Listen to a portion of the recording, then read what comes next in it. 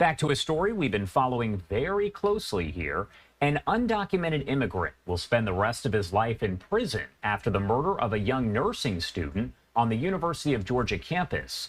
Jose Ibarra, seen right there on your screen, was convicted Wednesday of all charges against him in the killing of 22-year-old Laken Riley.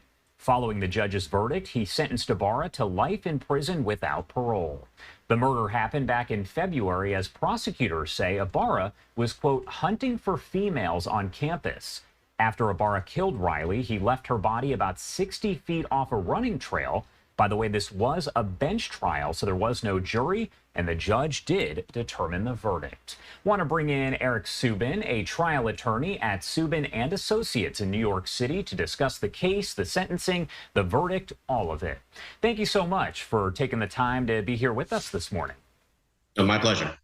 All right, so first off, I do want to talk about the fact that we saw this bench trial on a very big case, one that is known nationwide, taking 4 days. So does a bench trial normally take a lot shorter of a time than just a regular jury trial? Well, most definitely. First of all, if you have a jury trial, you have to spend time picking the jury. It would have taken at least 4 days to pick the jury in this case. This is a case that garnered significant media attention in a small community. Everybody probably in Athens County will have heard something about this case and about Ibarra and about Laken Riley before jury selection would have occurred, would have had strong opinions about the case. It would have taken probably at least a week to pick a jury, and then you need to pick 12 jurors plus alternates.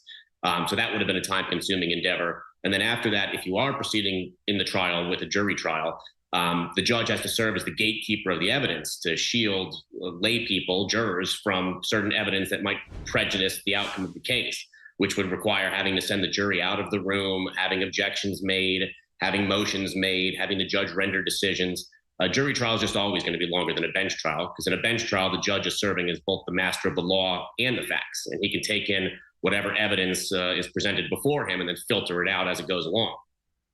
So would you say that the reason that the defense did choose this bench trial over a jury trial is because of the notoriety of the case and how many people are talking about it? Well, yeah, that and the fact that they had moved before the trial began to change the venue. I think they didn't want to have to try this case in Athens County, but they told the judge, we don't think we can get an impartial jury in this community. Everybody's going to have really strong sentiments, negative sentiments in their assessment against Jose Ibarra. They wanted to move the case to somewhere like Atlanta or something like that, where there'd be a much larger and more diverse jury pool, and they might have at least some semblance of a chance of getting a juror, that at least one juror potentially, that didn't have such strong negative sentiments against the defendant in this case. That motion was denied by the judge. And when it was denied, having already taken the position that they couldn't get a fair jury in Athens-Clarke County, they opted for the bench trial. And that's probably twofold. Probably one, because they were worried that a jury would, in that county, would have convicted him, without much hesitation. But also, in a bench trial, the death penalty is taken off the table. So it's sort of a quid pro quo there. We're going to go with a much more expeditious trial. There's a voluminous mountain of evidence against our client, but by having a bench trial, at least the death penalty is not something that he's going to have to be facing. And this bench trial, as we mentioned, went on for 4 days. What stood out to you most about the trial as it did play out?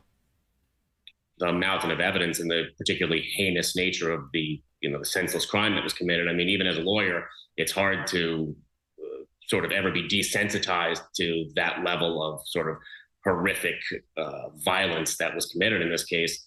You have a guy who was, peeping through women's windows, trying to break into the apartments of co-eds on college campuses where they're trying to take showers, and then stalking essentially his prey and dragging her 60 feet, and her fighting for her dignity and for her life, trying to avoid being raped, and then him smashing her head in with a rock. I mean, that's really what stands out, is just the gruesome nature of the facts. I mean, the case itself proceeded very swimmingly. It was an efficient and effective, swift justice in this case.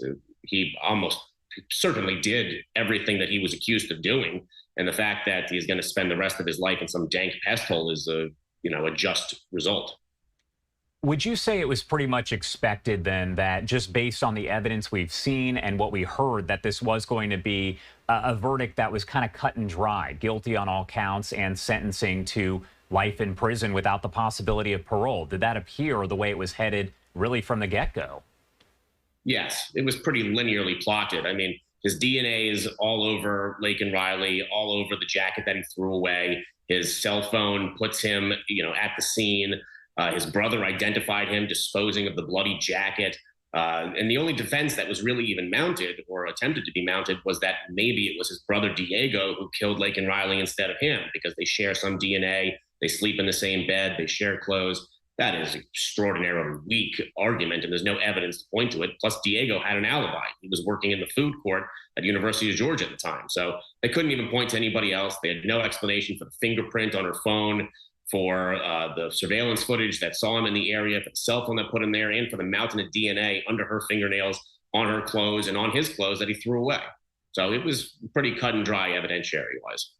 Do you think it would have made any difference if Jose Ibarra had taken the stand and testified? The judge did ask, do you want to testify? He quickly said no. Would it have made a difference in any way? I don't think it would have made any difference. He's not going to be a sophisticated witness, first of all. He's not going to be able to stand up to a cross-examination by a skilled prosecutor. And I can't imagine that he has any reasonable, believable explanation for how his DNA ended up all over Laken Riley, within her fingernails, how his cell phone put him at the scene, how he's seen on video, identified by his own brother, disposing of evidence, bloody evidence. He's not going to have any explanation for any of that. It wouldn't have made any difference. The outcome would have been the same, the maximum penalty and guilty on all charges.